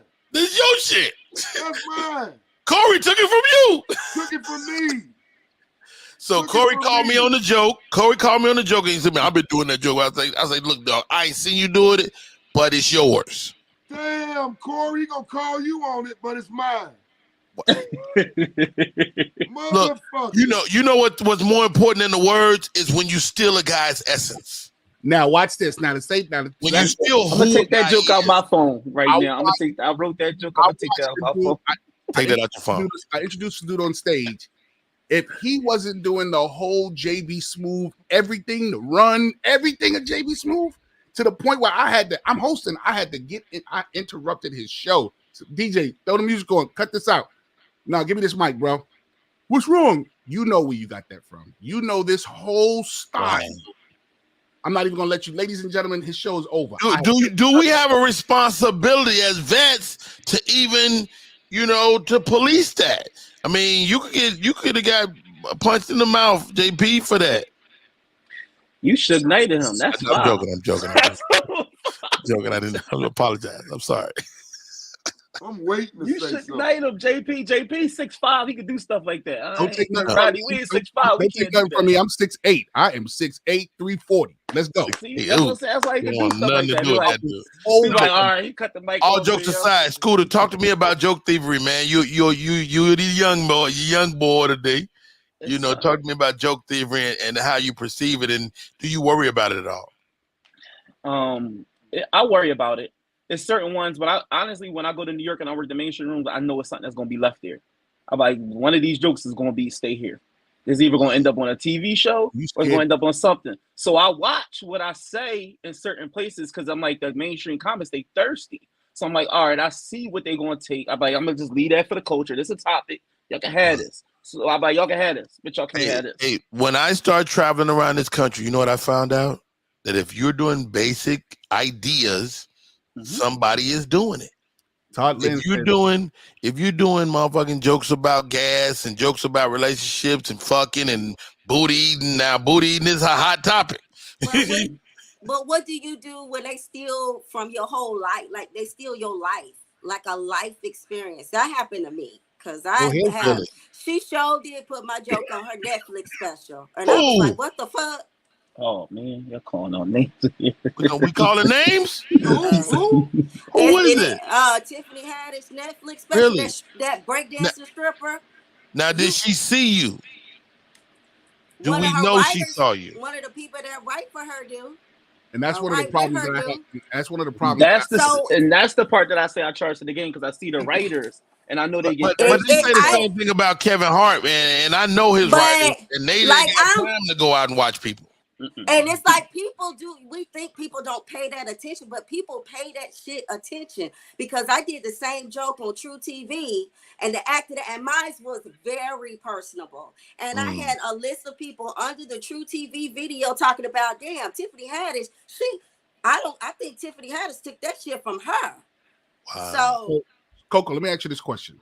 No. Let me ask you this, JP. What does she do, if anything? Oh man, y'all not gonna like. I swear I have the unpopular. Say it, JP. We ain't got all day. You be pontificating with your answer. Bomba clot, gal. Not. She not focused on you like that.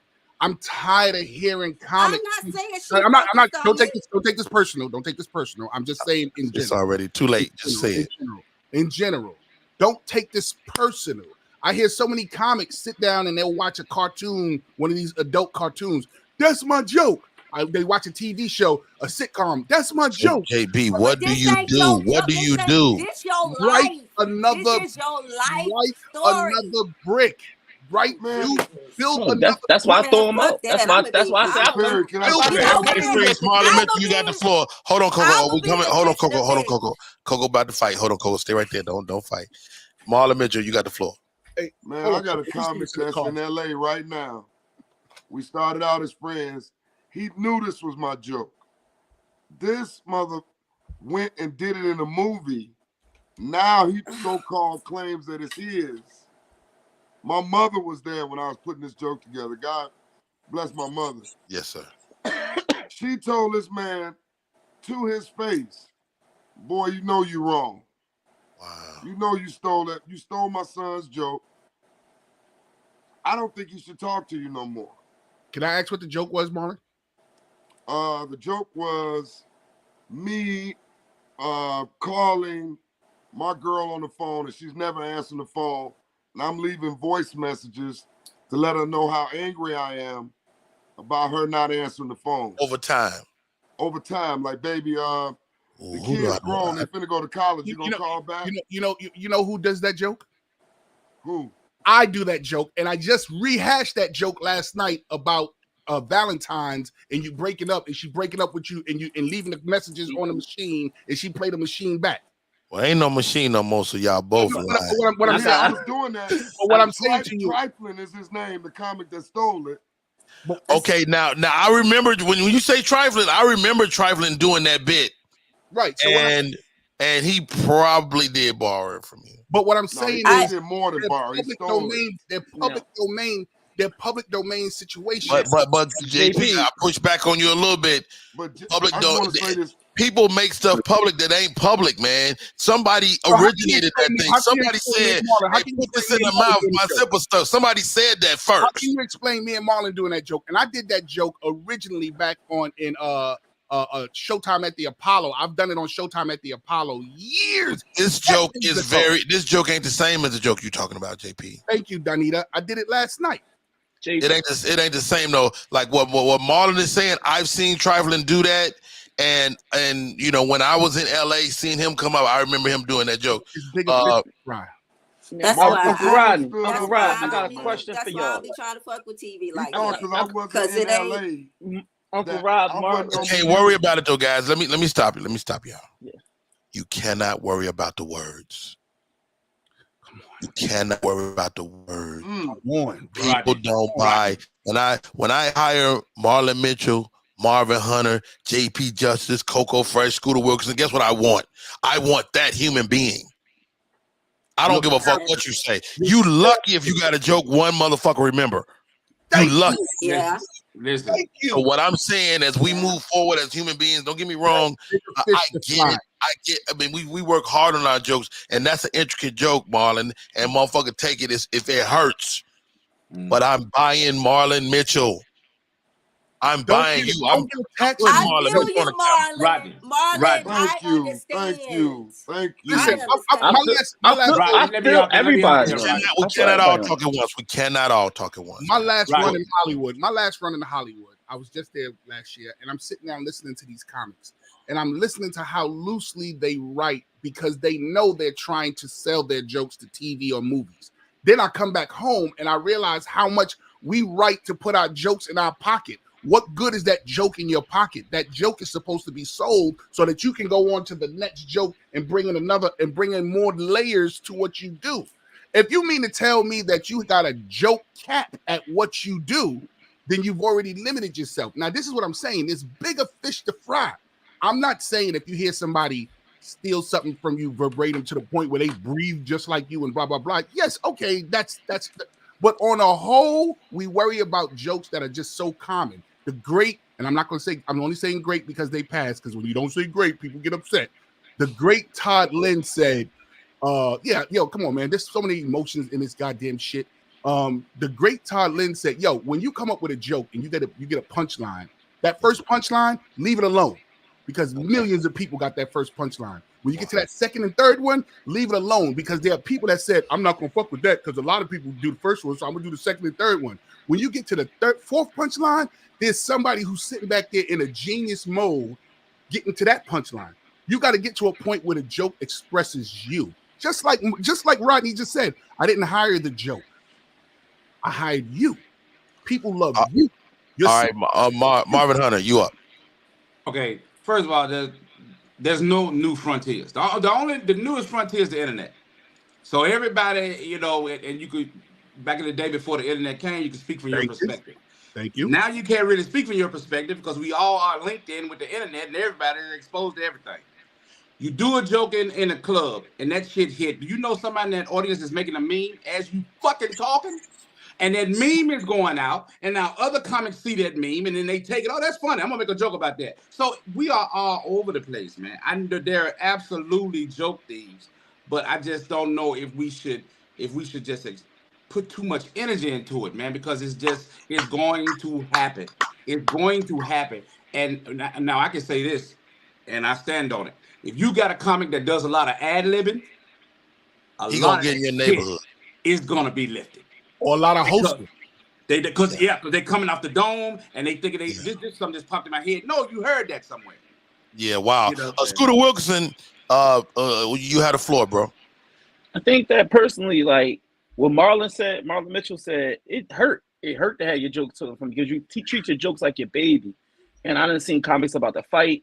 And I personally made a big stance when I was like 5 years doing comedy. I was like, I'm never fighting nobody over no joke.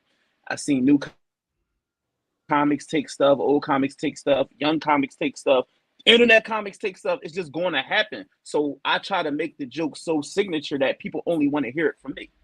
So I know thieves exist. I don't care about it no more.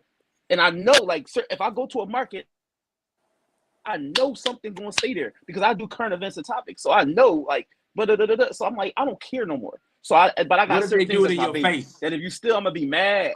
What they do it in your face? I had one do it. I had one do it to me. I had one do it recently. It's over, Scooter. It's over. Okay. I had it happen. Ladies and gentlemen, Coco Fresh, you had a joke lifted. It hurts, Coco. It hurts. Yeah, it hurts. It does. And Such I think, a good joke too.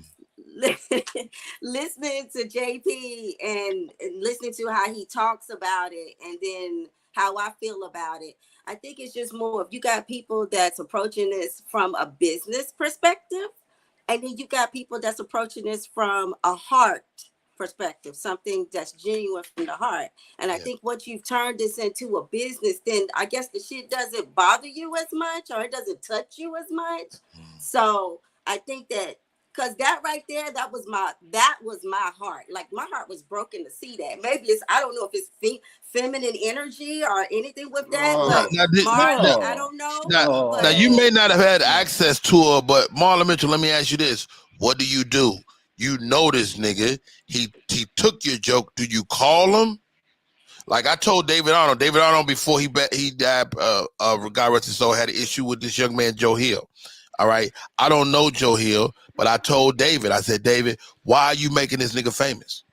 Like, David wanted to blow him up on social media. I'm like, David, why would you do that? Just call the nigga, man. Yeah. Call the nigga. Joe Hill took a joke of mine. All right. This joke is so signature that it, like Richard Pryor jokes. Y'all just you can't y'all making him big. All right, let me hear from Marlon Mitchell, man. Marlon, your thoughts? Man, beat their ass. Fuck that. You got your joke. You go get your joke. That's right, Marlon. You go write your shit. That's Chicago. That's Chicago. I love it. You gotta love it. Fuck that. Beat that motherfucking ass. That's right. Stay out of my motherfucking jokes. Thank you. Marlon, you better not go to jail for no joke, Marlon. I ain't all right, hold on, ladies. I'm going to jail. I'm gonna stand on my motherfucking joke. I love it. Hey, I'm not mad. I got a Chicago legend on the line as well. Welcome to the show, Mr. Jeff Brown. Jeff. People. Jeff Brown. Now, Marlon Mitchell, I have seen this with my own eyes. Jeff Brown in a karate stance outside a comedy club. And Jeff is the coolest motherfucker in the world, man. Jeff is the nicest guy in the world. But when you look at a comedy club, you see Jeff motherfucker standing there with his motherfucking, and Jeff know the shit. Jeff motherfucker got his motherfucking karate chop up. God damn, it's about to be bad. Jeff Brown, joke You thievery, are man. so ignorant, Ronnie. Jeff, joke thievery, man. Where do you stand? Okay. Well, because I have buried the hatchet with this man publicly, his name has to remain nameless. He has On to. SJ. Now I'm not going RNSJ to tell the story. don't Now I'm not going to lie. tell the story. Tell a story. No, I can't because I was there. Tell a story. I'll just say parts of it that I remember. Okay. Arnez, should you watch this? Please And know, brother, I hold in no your defense, y'all animosity. did squash the whole thing, The whole which thing. is a good thing. I will tell the whole story. Okay. Thank you. I am actually working on, and now I may make it a series. I was just working on it for myself. A show called You Tell Me, where unlike a lot of cats, during the comedy, or a lot of cats here, during the comedy boom of the 90s, there were cable shows everywhere that had comics on them.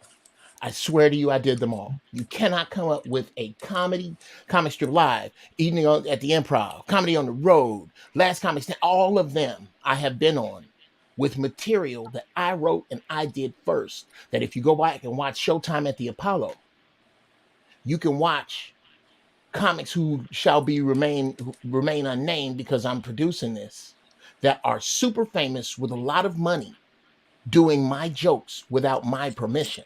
Wow. So joke thievery is not. This is how I chose to handle it with Arnez J. Arnez J there's a joke, a signature joke of mine called the Opera from the Hood. That you won the Barry Comedy Competition with that joke and Star Search and Star. Freddie Ricks and Arnez J were running a train on that joke. They were.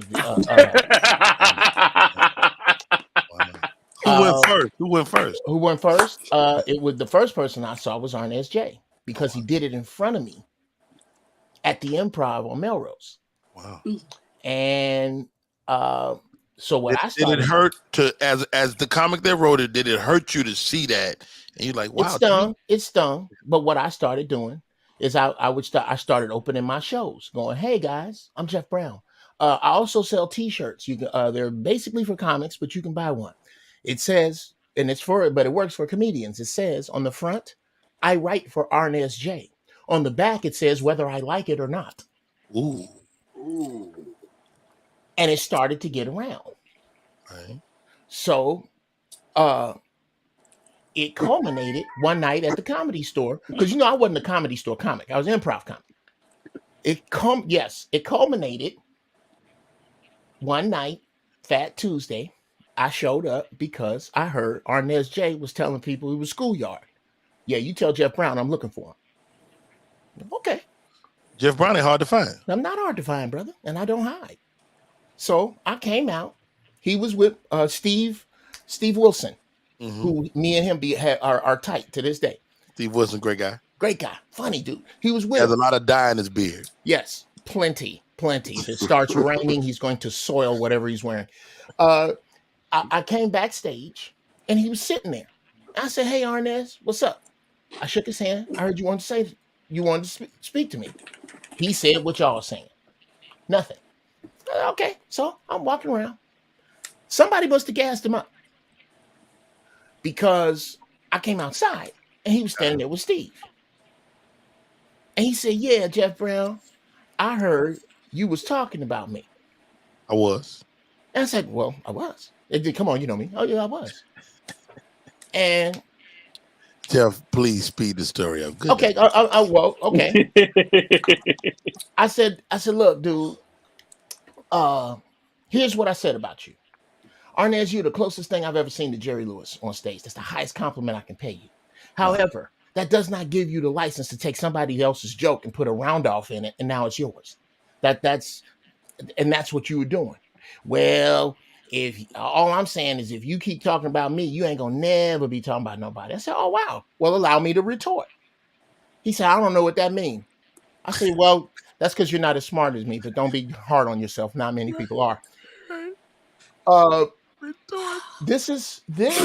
If we do this right here in front of the Comedy Store right now, there's a sheriff in the middle of the street. There's cops everywhere. It's gonna be bad. It's gonna be bad. It's gonna look bad on guys. It's gonna be broken up. However, I work out at the Hollywood Boxing Gym 2 days a week.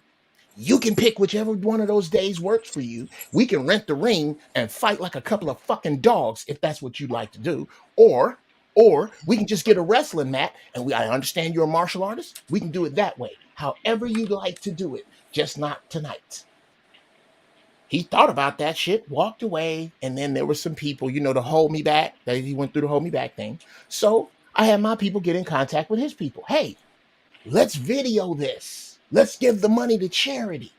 Let's video us getting in shape. It was a show I wrote called Grudge, where one of us gets in shape like Futuristic. The other one gets in shape like Clubber Lang.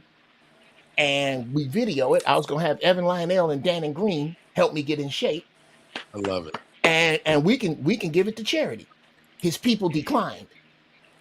What fast forward me here, Jeff. Yeah. How did y'all squash it, man? Because that happened many years later. Am I right? Many years later, I got on. I do this show with Zoe Williams. I was on Zoe West show. Yes. I came on the show. I said, Arnez, bruh, if anything I said made you upset in any way, I'm sorry. Which makes you the bigger man because he took your material. Dude, he took my material, but you know what? There is a system in place that is trying to kill us as people right now. So we have bigger fucking fish to fry than who stole my fucking joke. Now, if you are really, if you really are that pissed about your jokes, copyright your material. But you can't copyright stand-up material, can you? Yes. Yes, you can. You absolutely can. How do you do that? Let's give that information. Okay. You take your set. You send it into the copyright office. Verbatim.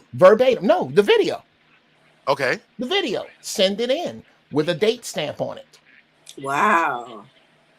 Anybody doing that joke after that date owes you money. Oh, I'm done. Okay. Man, I should have been getting money. I'm about to go to YouTube and send all my stuff in. B, here's the other way to handle it. If I were you, Brother Marlon, I would have a date stamp. Especially the bigger the comic, the more damaging this is. Yeah. Here's me on video at this time doing my joke. Here's this nigga. Make note of the date. This person is a joke thief. And I'll say this and shut the fuck up and get out of your way. This is what we are given as comedians. We have taken the license to get on stage and say exactly what is on our minds. When a joke thief steals your joke, what he is telling you is that he honors your thoughts over his. That my mind is not strong enough to take an L in this moment, and I would much rather lie than tell the truth in this moment that I don't have a joke. And you know what that equals? Mediocrity. You will never be great, with the exception of Robin Williams, who stole his first. But say he will buy people's jokes. He's like, oh, I like that. Oh, no. That's fair. Reality, what a concept. Is Robin Williams the name of his first special? He stole most of that material and that idea from a comedian by the name of Tim Thomerson, who also happened to be a Delta Force Green Beret and was looking to kill Robin Williams. And the people had to pay Robin beat him to it and died on his own. Ladies and gentlemen, Rodney Perry, you tuned in to Rodney Perry Live.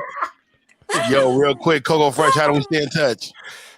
Follow me at Coco Fresh Comedy and Tarot on Instagram and The Fresh Tarot on TikTok.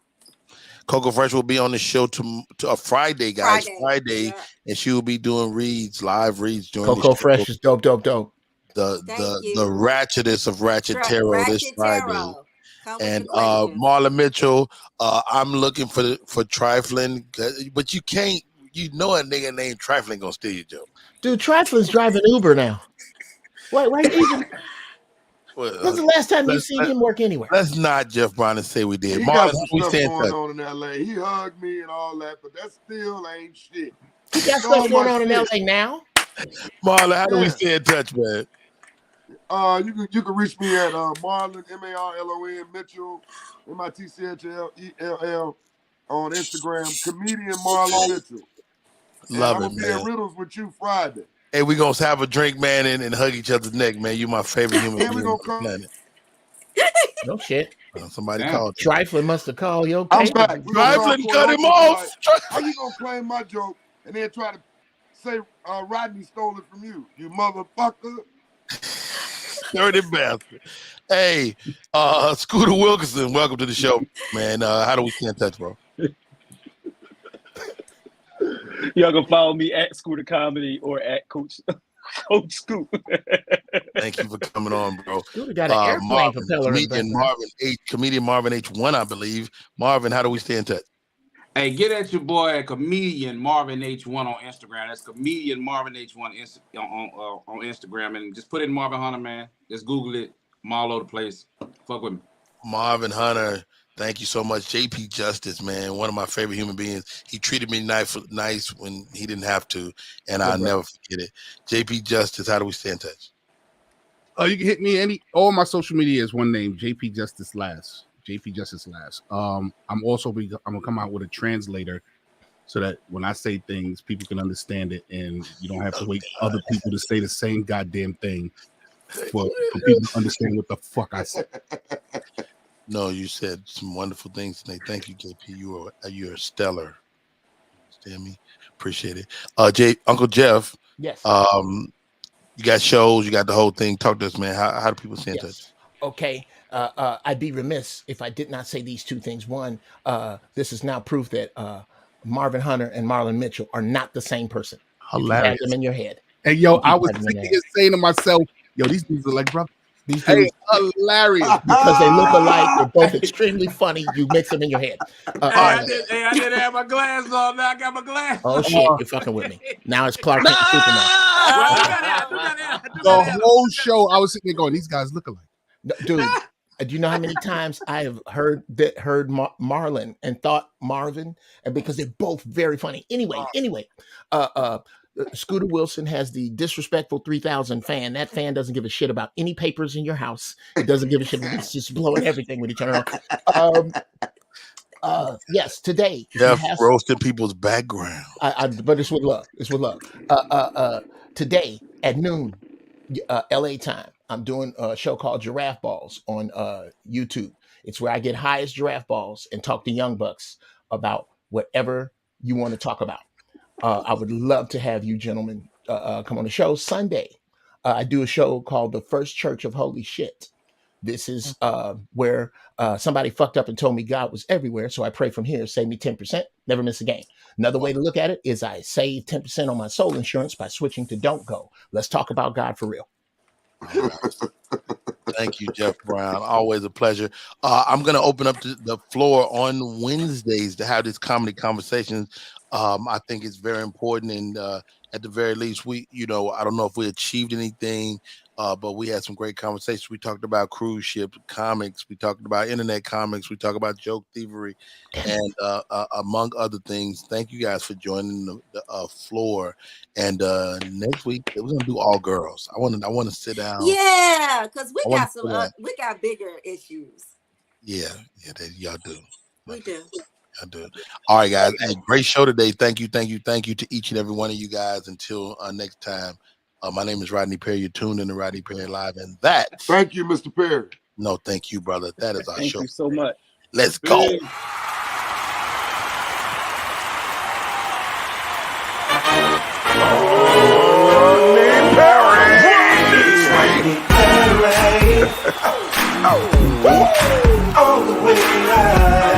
Get ready for America's #1 funny man. What? Hey! Make some noise. Ladies and gentlemen, from LA to to New York, Chicago to Mississippi. Let's give it up for America's #1 funny man, Rodney.